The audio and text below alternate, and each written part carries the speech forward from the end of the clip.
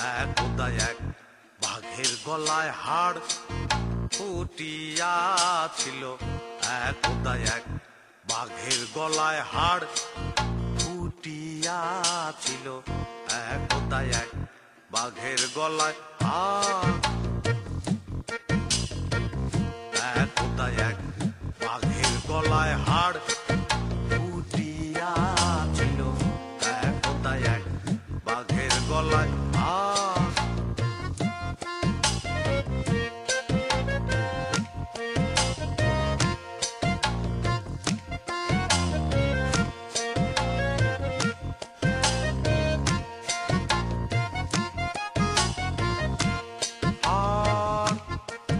ফুটিয়া ফুটিয়া ফুটিয়া ফুটিয়া ফুটিয়া ছিল। একদা এক বাঘের গলায়, বাঘের গলায়, বাঘের গলায় হাড়।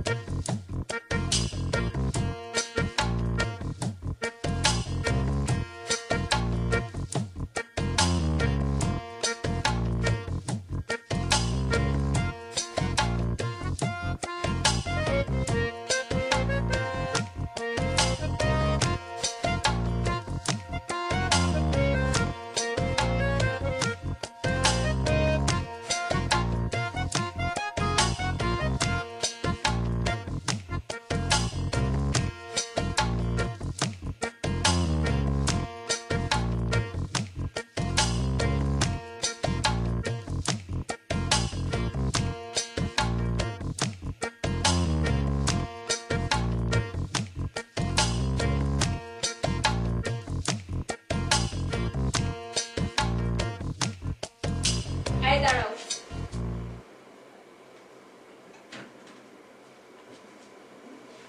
কোথায় যাচ্ছ তুমি? কি হলো, কথা বলছো না কেন? তুমি যে উঠে গেছো সেটাই দেখছিলাম।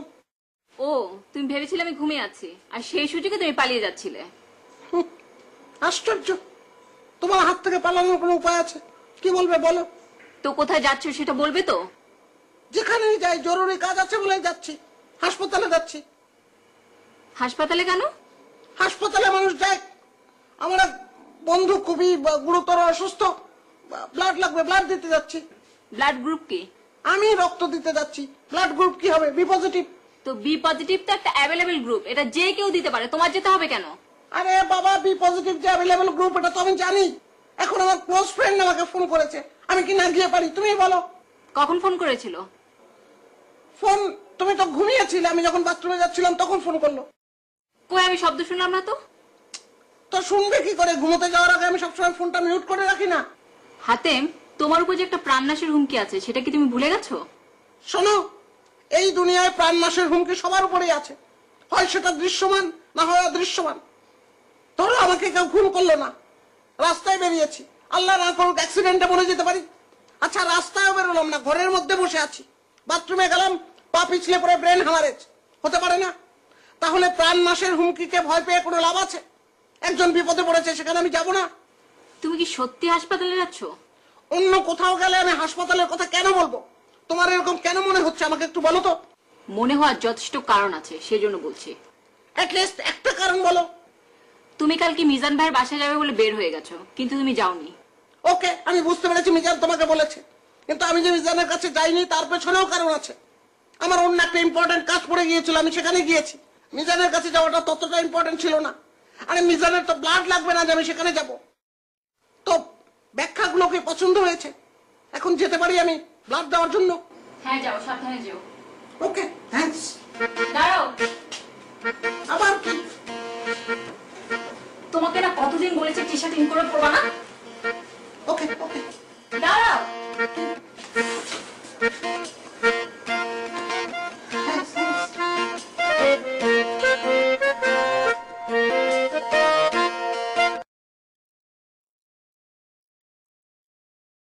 সামনে লম্বা চুল, আমরা ফ্রেন্ডরা নীলগিরি যাচ্ছি।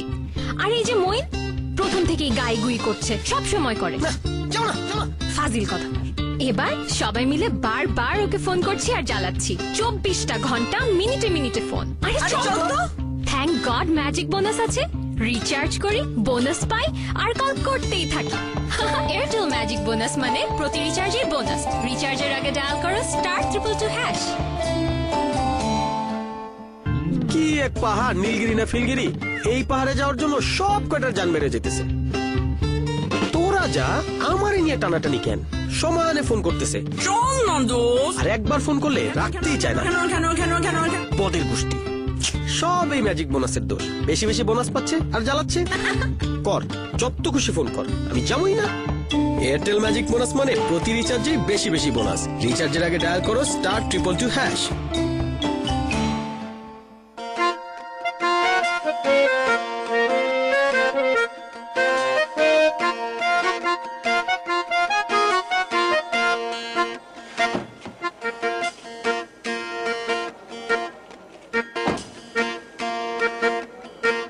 একটু দাঁড়ান, আসছি।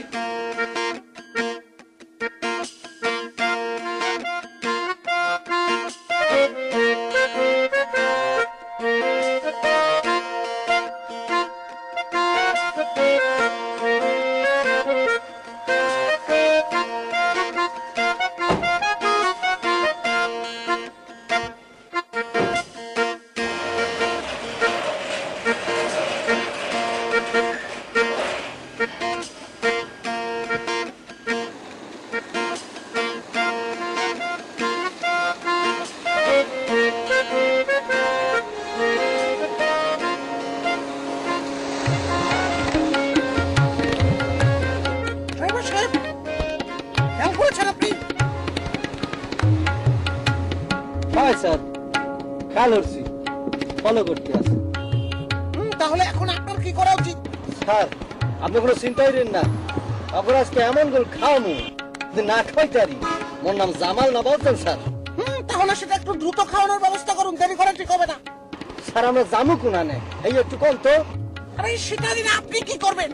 আপনি আপাতত ওদের হাত থেকে আমাকে উদ্ধার করেন। স্যার, উদ্ধার কর্ম বললেই তো গন্তব্যটা জানা দরকার। জানা থাকলে ডাইনে ভাই ভিক্ষা করাটা সহজ হইতো। আরে কি মুশকিলে বললাম, আপনি জানতো সেটা আমি বলবো, একটু সাবধানে চালান।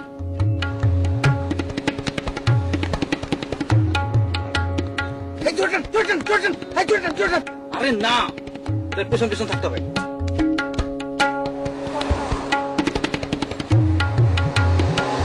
স্যার, আমি কিন্তু লাইট মাইট সব বন্ধ করে দিয়ে দিতে আছি, আপনি ভয় পাইয়েন না।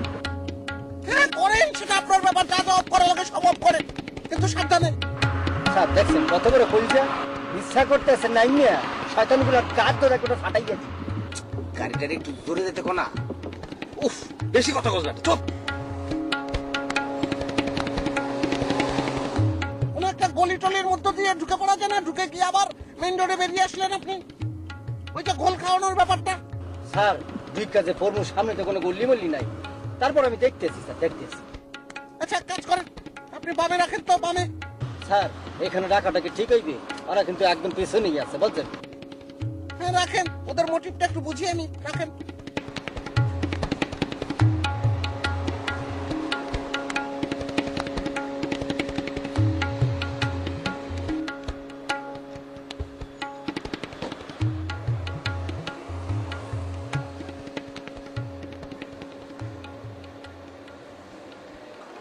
Excuse me.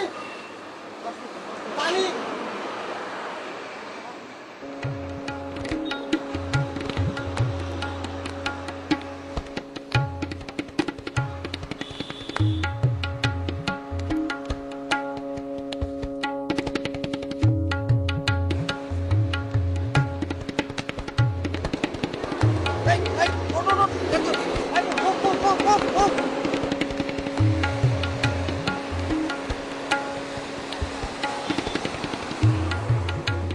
শোন, আজ যদি মিস্টেক করি তাহলে কিন্তু সর্বনাশ হয়ে যাবে। ডান দিকে, ডান দিকে। এই, ড্রাইভার সাহেব, ওদের গাড়ি কিন্তু একটা গাড়ির পেছনে পড়েছে, একটা গলিতে ঢুকে পড়ে, তাড়াতাড়ি।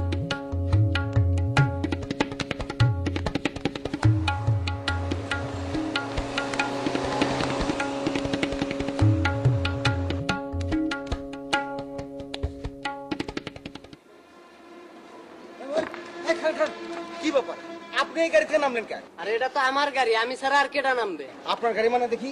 আরে দাঁড়ান, কি করেন মিয়া? কি কই ভেতরে লোক কই? ভিতরে লোক কারে খোঁজেন? মালিক কই? গাড়ির মালিক কই? ফোন দিলে উপর দা লাঠি নিয়ে নামবো। লাঠি নিয়ে নামবে মানে? গাড়ির মালিক কি লাঠিয়াল? গাড়ির মালিক লাঠিয়াল না, আপনাকে চাইতে 20 গ্যারেট উপরে। 20 গেট উপরে তো তার পদবি কি? Police officer. হ্যাঁ আরে তো অন্য গাড়ি বেরা নাম্বার তো আলাদা। গাড়ি গেল আপনারা দেখছেন বিকাশ নিবেদিত বিশেষ ধারাবাহিক একদা এক বাঘের গলায় হাড় ফুটিয়াছিল।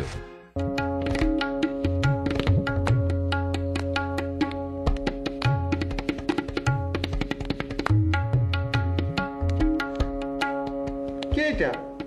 আকাশ, আকাশের বয়স তো 35 বছর। তুই যেটা আঁকছো সেটা দেখে তো মনে হচ্ছে 50 বছর। তুই কোন আকাশে খুঁজতেছস? 15 বছর আগের আকাশ না বর্তমান আকাশ? না, বর্তমান আকাশ রে। তাহলে তো ঠিকই আছে। তুই 35 হাতে 15 যুগ দে। কিন্তু এই আকাশ রে দেখ। দেখ না সবগুলো দেখ আগে।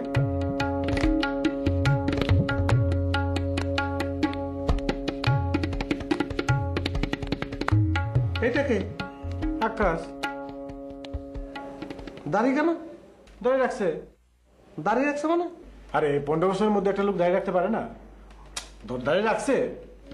একদায়ক বাঘের গলায় হাড় ফুটিয়াছিল, একদায়ক এটা বাঘের এটা তাহলে আকাশ যখন ডাকাই।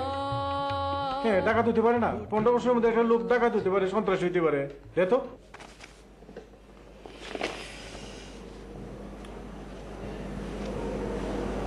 কি করলি? দিলাম তুল পরে।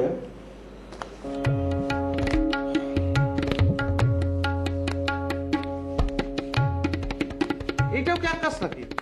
হ্যাঁ, চুল কই? টাক পড়তে পারে না? 15 বছরের ভিতরে একটা লোকের চুল পড়তে পারে না? তাহলে এটার কেন দুল পরাই দে? না, এই আকাশের সাথে তোর দুল যায় না।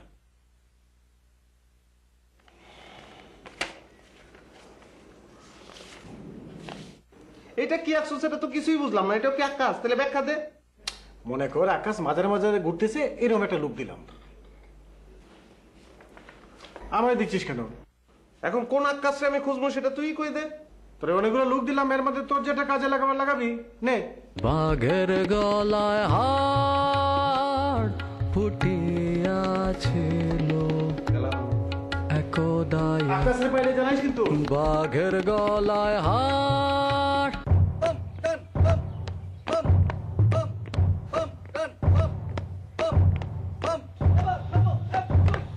চল যুদ্ধের জন্য প্রস্তুত হবে। প্রস্তুত। চল ডাবল মার্চ হবে। Double March. Left right left left right left left right left. এবার নামো 1 2। চল সামনে 1 লক্ষ শত্রু। ফায়ার হবে। ফায়ার। চল সামনে ম্যাডাম স্যালুট হবে। স্যালুট। কেমন আছেন আপনারা? ম্যাডাম ভালো। কালকে রাতে কি করলেন? ম্যাডাম আমরা আমাদের ডিউটি পালন করেছি। কালকে রাতে আপনাদের স্যার কোথায় গিয়েছিল? আপনারা কিভাবে ডিউটি পালন করেছেন? ম্যাডাম কালকে আমাদের ডিউটি ছিল আন্দাগোন্দা। আন্দাগোন্দা কি? ম্যাডাম সবে মাত্র আমরা ঘুমাতে যাব, এমন সময় দেখলাম স্যারের সাদা গাড়িটা সাই করে গেট দিয়ে বের হয়ে যাচ্ছে। কমান্ডার বলে ড্রেস পরো ড্রেস পরো ড্রেস পরো। আমি বললাম ড্রেস পরলে তো স্যারকে হারিয়ে ফেলবো। তখন আমরা যে অবস্থায় ছিলাম যে গাড়িতে উঠে বসতাম, স্যারকে ফলো করতে শুরু করলাম। স্যারের গাড়ি যাচ্ছে, আমাদের গাড়ি যাচ্ছে, স্যারের গাড়ি যাচ্ছে, আমাদের গাড়ি যাচ্ছে। এভাবে যেতে যেতে যেতে যেতে যেতে যেতে যেতে যেতে হঠাৎ স্যারের গাড়িটা থামলো। নিরাপদ দূরত্বে আমরাও থামলাম। স্যার গাড়ি থেকে নামলো, আমরাও নামলাম। স্যার আস্তে আস্তে একটা দোকানের দিকে এগিয়ে যাচ্ছে। আমরা স্যারকে ফলো করছি, দেখি কি ঘটে।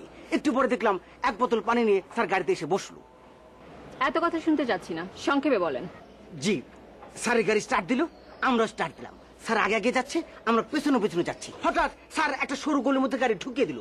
আমরা কি করব? আমরাও সরু গলিতে গাড়ি ঢুকিয়ে দিলাম। স্যারের গাড়ি যাচ্ছে, আমরাও যাচ্ছি।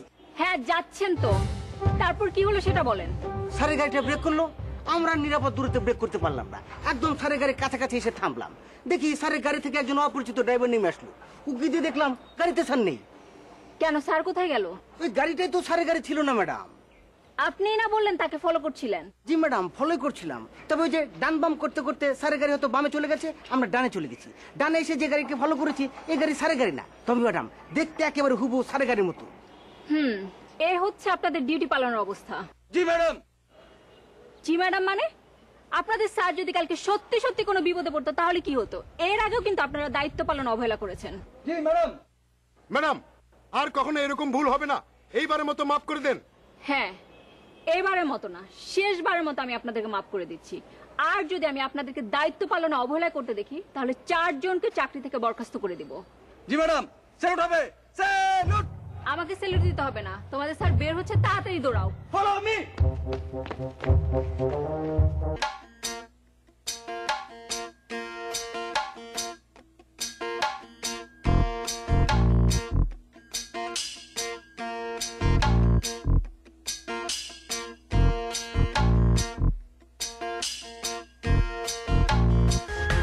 আপনারা দেখছেন বিকাশ নিবেদিত বিশেষ ধারা ফুটিয়া ছিল।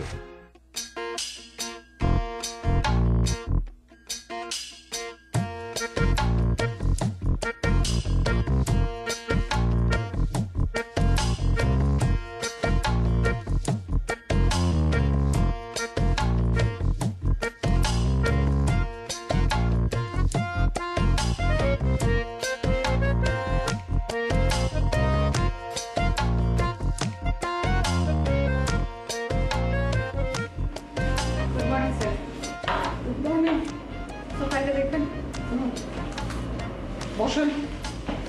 Thank you sir.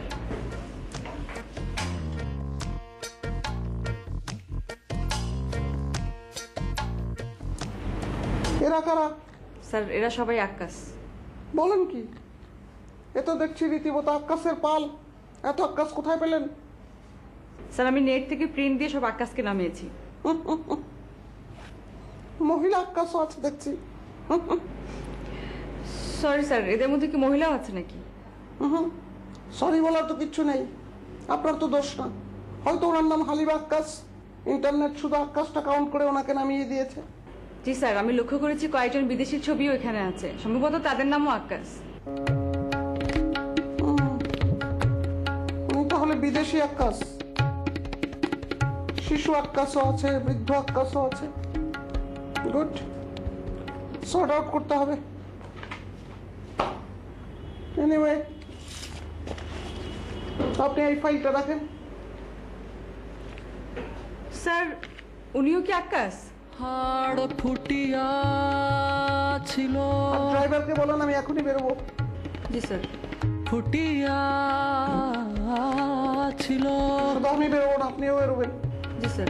বাঘের গলায় একদা এক, বাঘের গলায়, বাঘের গলায় হাড় ফুটিয়া ছিল।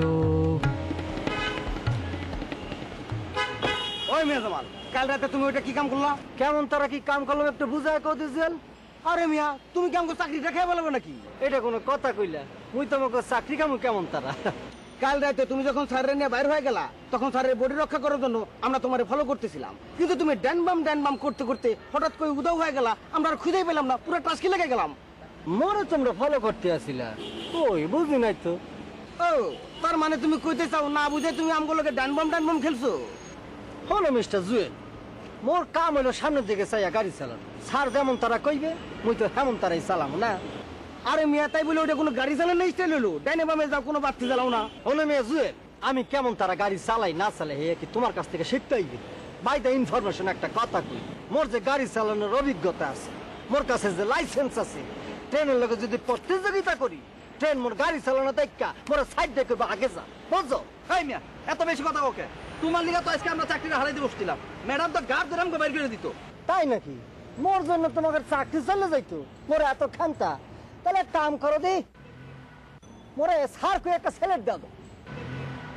এই স্যালুট হবে, স্যালুট।